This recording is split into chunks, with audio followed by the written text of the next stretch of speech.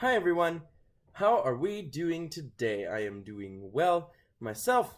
I am playing Tyranny, so I mean that makes me well. This thing makes me happy. I mean, as it should. I wouldn't be doing it if it didn't make me happy.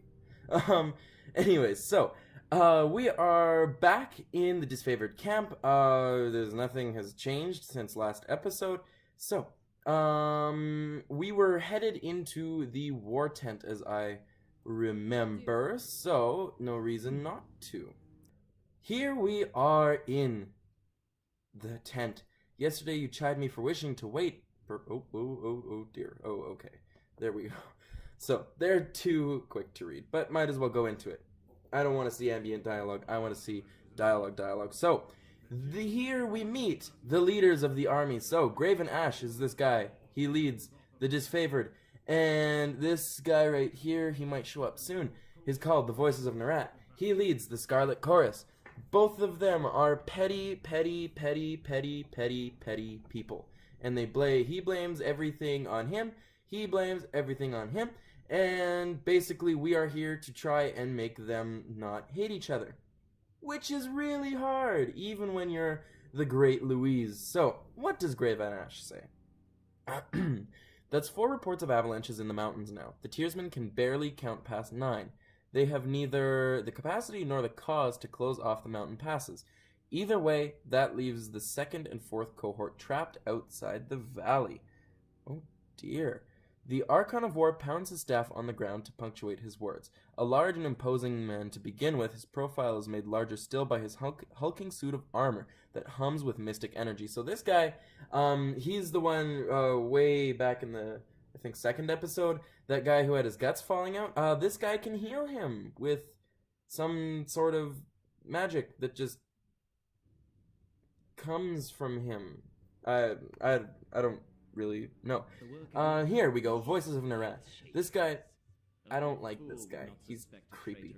Or it's the work of your perfidious earth shakers. Ooh, only a fool. I like those. I see there's lots of magic that I can learn here. I hopefully can learn. Only a fool would not suspect a traitorous Archon of poisoning the mind of his students with sedition. He would have killed the Earthshakers Guild for their master's treachery. But I'm sure you have some perfectly valid reason for allowing them to live as your pawns. Ooh. So, they're already accusing each other of going against, like, their armies. They're already accusing each other of treason. Of course. The Archon of Secrets passes a scepter between his hands as he speaks, twirling the rod in hypnotic circles. Emerald luminescence seeps from the seams... Ooh, that's a hard one. Seeps from the seams of the Archon's ragged red robes. God. The glow is more noticeable where his neck ought to be. His mask seems to float and spin, never pivoting or bending naturally. I don't know who wrote this, but their wordplay is fantastic. Too much alliteration. Ugh, let's see. Okay, what does this mean? You hear the voices in your head. Oh, so he can, like, telepathically communicate with me. Well, hello there, Fatebinder. We'll be with you in just a moment. Well, thanks. I kind of knew that already.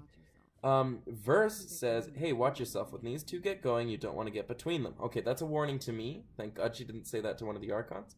Verse whispers fearfully as she beholds the Archons. Clear your throat, remain silent. I am here to proclaim Kairos' edict. The valley was sealed in preparation for this moment. I like that, because that is like, I am Louise. I am here to command justice. You idiots will listen to me. Oh, that didn't... Okay, there we go. You have gained favor with the voices, gained favor with the Scarlet Chorus, gained favor with the Graven Ash, and gained favor with the disfavored. Woo! Okay, so everyone likes what I just did. The Iron Marshal... I can't read that because it's dark in here. Erenios. Anyway, the Queenslayer, sensing your presence, the disfavored commander snaps into a firm salute. No doubt your presence here will strike despair into the hearts of our enemy. Lord Ash, Lord Narat, our guest is here. Do I bow down? Apologies for the sudden entrance. I have traveled long to be here. No, I will treat them as my equal. Glare silently. You've gained favor with the chorus, favor with the voices. You've gained loyalty with verse. Okay, so Scarlet Chorus likes that. Voices of Narat. Ah, the Stormcaller conveniently late once more. Lay, asshole. Our eyes and ears tell us that you come bearing an edict. Anticipation is killing us. What is this green thing? Oh, that's just how I read the edict in Stalwart. Stalwart. See, I said it right. I can read. You have gained favor with Graven Ash. My soldiers tell me you helped Commander Drastus on your way through Edgering. Okay. Like, they call things different things. Like, that... why? Through Edgering. Your honor the... You... My god. I really need to improve my reading skills. I mean, and I'm not even that bad of a reader. I just can't maybe read out loud. Who knows? You honor the court with your selfless cooperation, for that is the sort of camaraderie that Kairos demands of us all. Yeah, the camaraderie that you don't show to this guy? On the last of his words, the Archon of War glares at the voices of Narat, furrowing his brow as he utters the word camaraderie. See, you don't build bridges by burning them. I mean, that's literally the opposite of building. These people need, like, a class in how to get along with people. Our cardinal thanks. I've come bearing an edict of I can just, like, be a broken record. Are you done all bickering? Ooh. I have an edict to proclaim. Bow to the Archons. I don't want to bow to the Archons because they are being children. There. I require no thanks. Louise. Gain wrath with Narat. Gain favor with Ash. Modesty is your prerogative. Prerogative. That's a hard one, too. But know that cooperation and goodwill have been rarities of late. You... really... You do your Lord Toon on a great honor by aiding your cousins in the disfavored. Oh, don't mind us while you trade your gushing praise. We're sure the Fatebinder has come because our company lacks in small talk. I come bearing an edict. I like that. Favor of Graven Ash. It seemed only yesterday you were proving your worth in battle, assisting my warriors in the siege of the bastard city. Now Kairos has chosen you for the second time to proclaim an edict. Tell us, good Fatebinder, what sort of punishment does the Overlord have in store for the Oathbreakers? It ain't no punishment for the Oathbreakers, it's a punishment for everyone, because you people are idiots. You can't conquer anything. And also, I like how I'm just becoming more and more famous. I fight in a battle, I kill a queen, I proclaim 2 edicts. You know what? Louise has done good for herself. The Overlord's loyal servants must hold Ascension Hall of by Kairos' Day of Swords, or all in the valley shall perish. It seems you need some encouragement to work together. Kairos' edict will end the lives of everyone in this valley unless Ascension Hall is claimed by Kairos' Day of Swords. In honor of your incompetence and disarray, the edict will execute every living thing in this valley unless Ascension Hall is taken by Kairos' Day of Swords. So, I don't want to, like, start saying, oh, you're incompetent, you're idiots, but, I mean, loyal servants. I don't know. It seems some encouragement. I think that works. Louise isn't impressed with how she has to be here. You've gained wrath with the voices in her app, more favor with Ash. So Ash is definitely like me.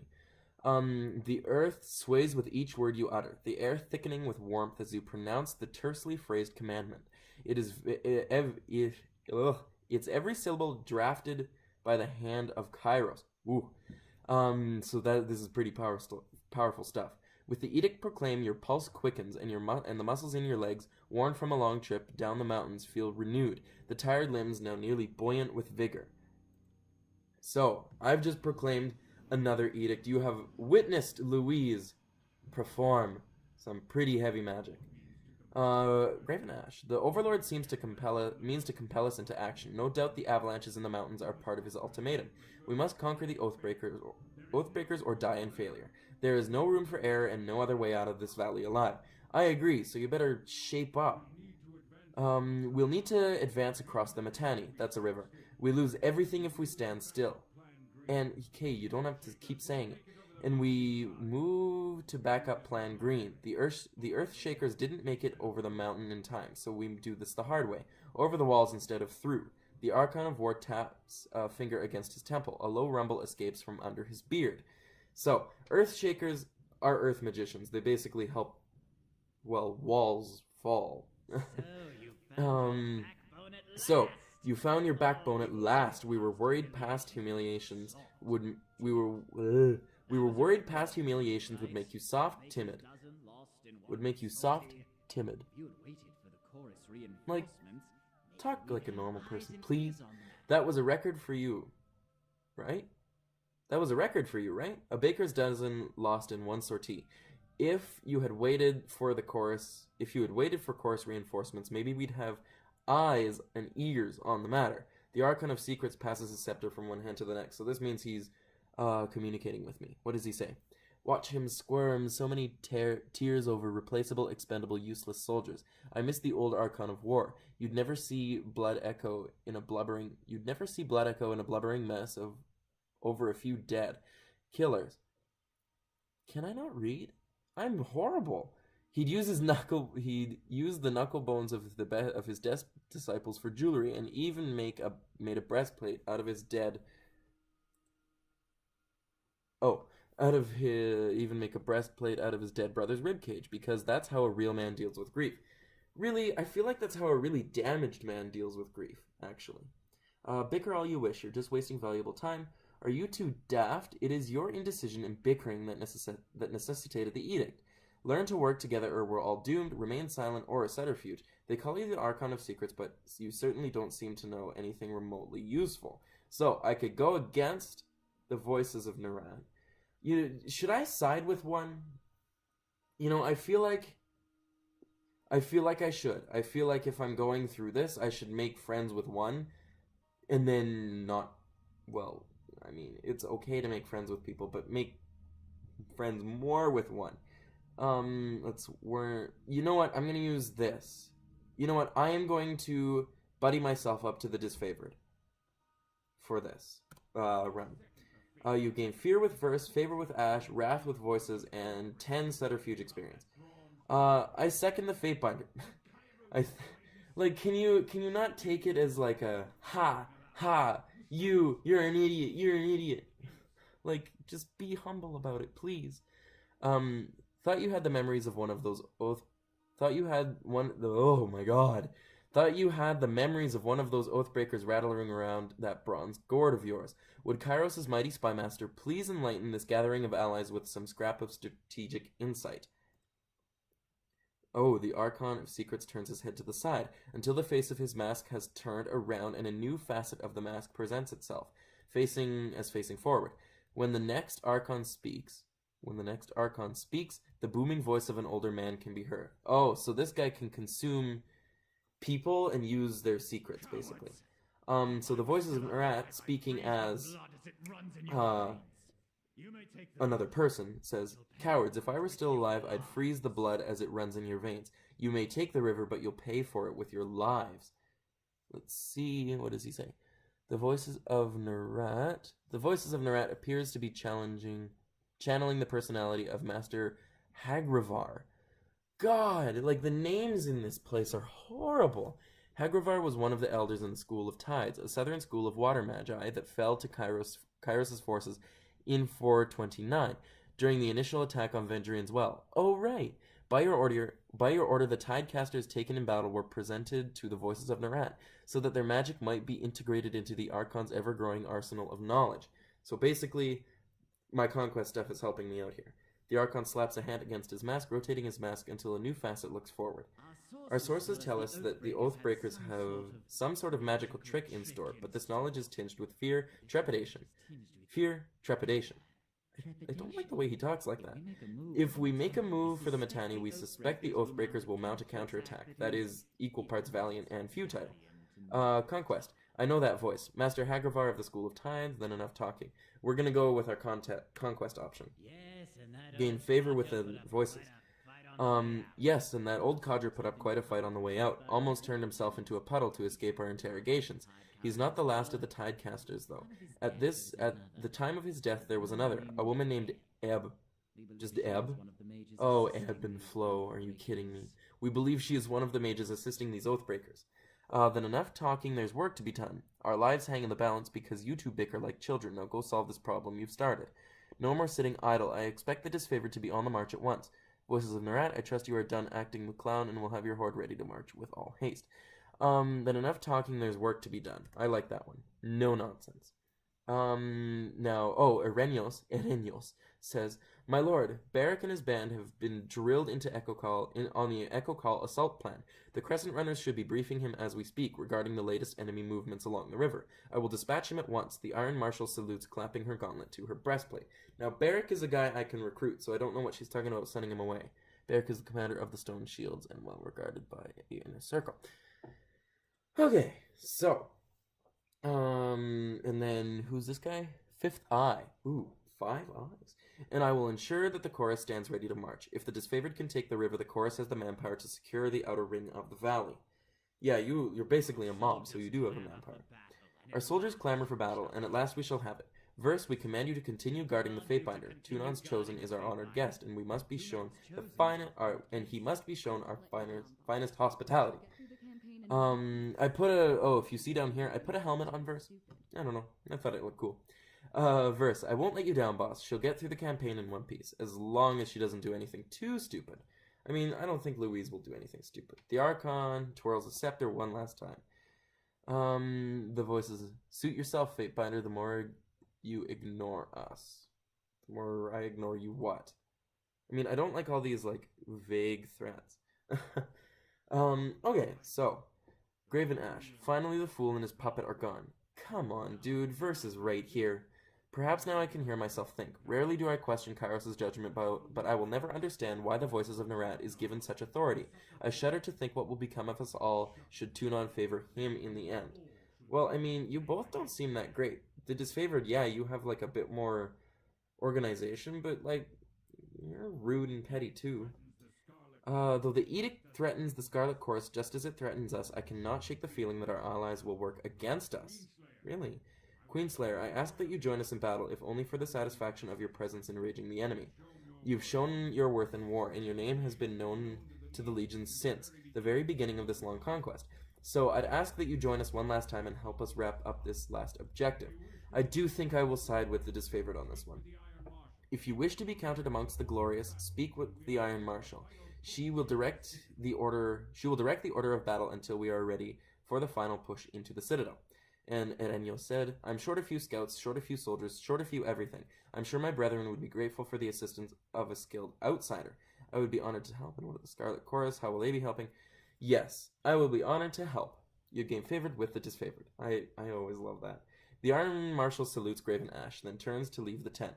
"I will be at the training grounds readying the soldiers. Find me there when you are ready." "I will find you there indeed, my good woman." She pauses, clearing her throat. "And though I am loath to mention it, the chorus can likely use your assistance. They certainly won't secure the outer valley on their own. Fifth Eye will be somewhere in that rat's nest they call a camp due east. Seek him out if you must." So, I will help out both of them, but if, like, worse comes to worse here, I'll probably go for the disfavored. Anything else for this dude to tell me? The first time you proclaimed an edict, you gave the enemy a suspicious amount of time to ready themselves. I chalk it up to excessive mercy for backwards people. But when the edict is against your kin, that order you follow the letter. Maybe we speak a moment. Well, yeah, I'll leave you be. Yes, you do that. I have much to contemplate, of course. Oh, and then here's this thing. Kairos' Day of Swords. We have 8 days to complete this objective before everyone in the valley is killed. We are back outside, we are in the fresh air, finally away from all those people. So, we're going to talk to a couple more people, and then we will definitely get to actual questing. So, we're going to talk to Barrack, Erenyos, and then this dude. We'll see, and I think Sevius, yeah. Fatebinder Louise, am I right? I am Sevius, commander and 3rd generation disfavored. Specifically, I am Sevius the Younger. Some folks can't keep track. How many are you? Is there an older? Is there a middle child? Sevius the middle child? The rank says commander, but lately, I'm just organizing patrols and trying to stay out of the way. You should talk to Iron Marshal if you've something official that needs discussing. So yeah, basically I'm talking to you for nothing. Oh no, what is it you need? I overheard you asking that Earthshaker where their reinforcements have gone. Is there a problem? Why do you think the siege is delayed for so long? The two armies haven't worked well together in years. Why do you think that is? Tell me about yourself. You know what? I'm going to do the Earthshaker thing, because we need as much help as we can get. I'm afraid so. Radix, the head of the Earthshakers, was supposed to arrive with a group of his most competent spell slingers to help break through the stalemate. I don't know what's holding up their arrival, and that worries me. If you were at all inclined to lend a hand, we could use some arcane support on our side. Soldier... I can't do soldier or guild apprentice. I could lend a hand. Louise is here to help. Northern Clearing is now unlocked on the map. Could you? I knew that Tunon's agent wouldn't fail us in a time of need. I'll mark the last known site of our Earthshaker reinforcements on your map. Good hunting, Fatebinder. And I'm just going to say farewell. We're not going to go through all of the dialogue options, because I don't need to know about Sevius the Younger. Let's see. Do I talk to Barrick? Is he open? No. I'll talk to Arrhenius, though. Arrhenius, don't just coddle the impact. Push back with your shield. Take the momentum. Iron Marshal Arrhenius, field commander of the Disfavored, pounds her fist in the air. Pounds the air. Not sure if you can really pound the air. As she calls out to the warriors on the training field. I said, eyes on your opponent's waistline. Oh, check that opponent out, why don't you? I like the Disfavored strategy. If you spend more than a glance glaring at his footwork, you've lost. So yeah, don't look at the feet, look at the waistline. Fatebinder, welcome to our camp. The Disfavored officer nods at your approach. A shame you're here. Oh, to solve another disagreement between what should be allies.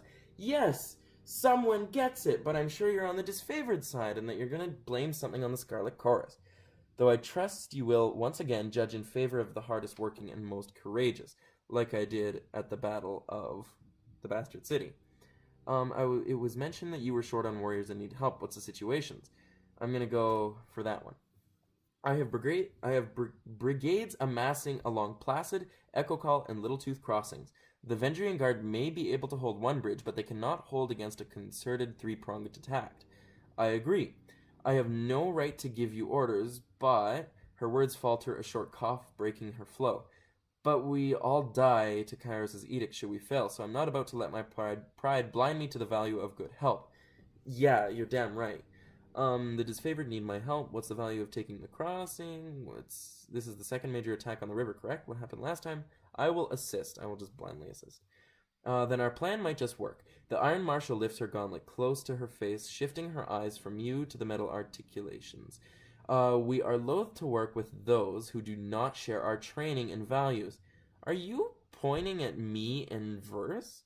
But we know that Tunon the Adjudicator selects only the most capable minds for his court, and I trust you will honor us on the field. Yeah, like, I'm not here to work against you. We're not enemies. We're, like, friends. We should, like, meld. I think Louise needs to give these guys a good lesson in friendship and allyship.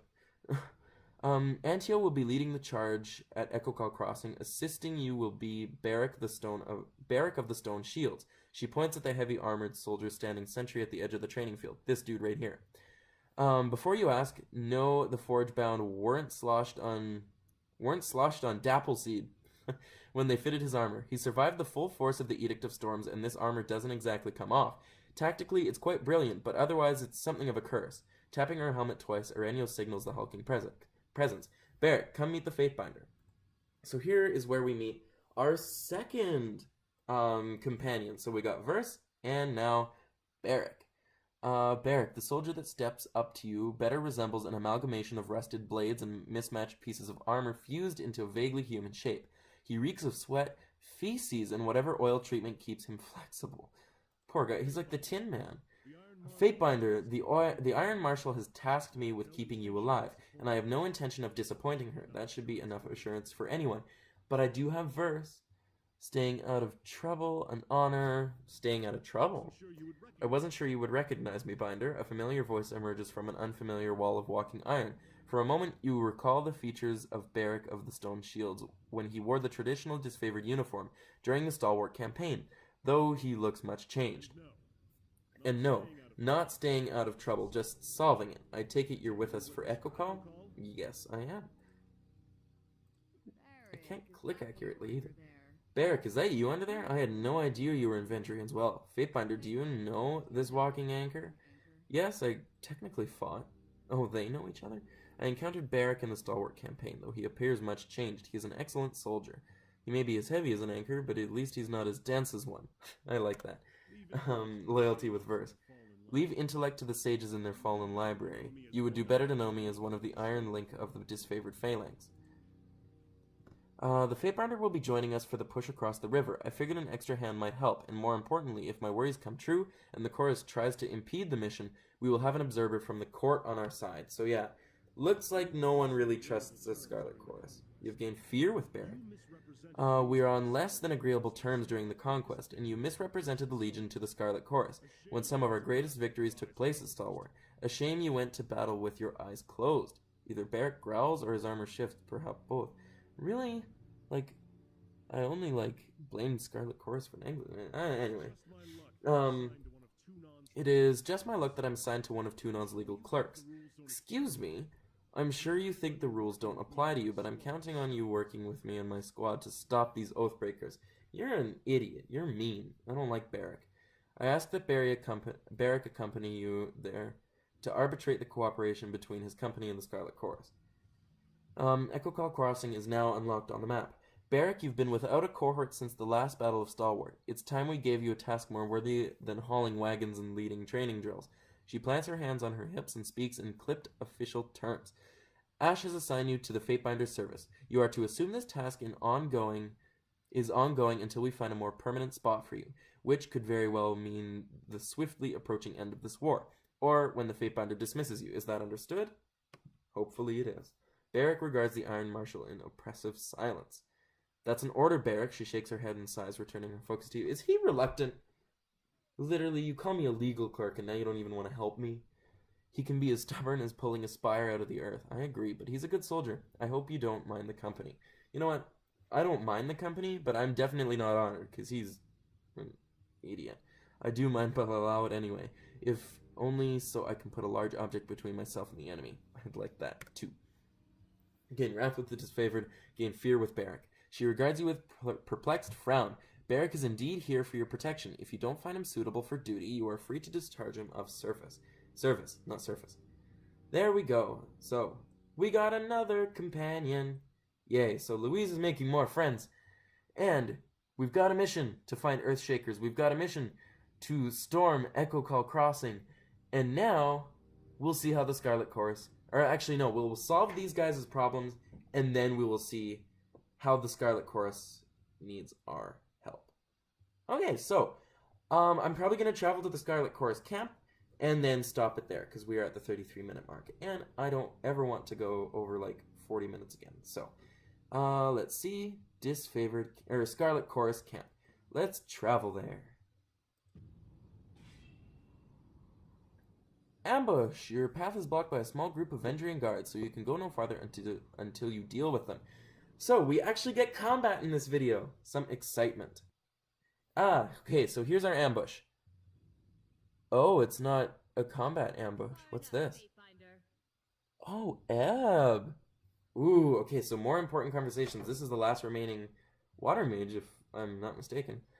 She says, "That's far enough, Fatebinder." She kind of looks like Pink, actually. A woman's voice booms from atop a nearby outcropping. Flashes of aquamarine body paint peek out from under her loose-fitting traveler's garb, and her outfit is festooned in braids and knots of a sailor's line. Flanked on either side by warriors dressed in Vendrian Guard regalia, the woman leans on an elaborate bladed staff, pulsing with arcane energy. A swath of blue fabric rests draped over her arm. Swath of blue fabric? The blue flag is a symbol of diplomacy. Okay, so she comes to us in peace. You have gained fear with Ebb. Tunon sends us the Queenslayer. The old judge has a sense of humor, I'll give him that. Humor? You've gained fear with Ebb. Did the voices of Narat send you to gather my head and complete his collection? If so, we'll have to save our tussle for another time. Today I have business. Vengeance can wait. In accordance with ancient customs north and south, I offer and request a delay of blade. There are matters we must discuss without fear of reprisal. The woman bows deeply, lowering her head in practiced display of etiquette. The warriors by her side remain... The warriors by her remain in ready stance, their nerves clearly on edge. Well, obviously, because, I'm super powerful. So, let's hear what she has to say. In accordance with ancient customs north and south, I abide by this truth. You have me at a disadvantage. Glare silently. We would detain a Fatebinder of Archon. Justice, unwise. Draw your weapon, run while you can. In accordance, you know what? We are a woman of justice, so we will take our truce seriously.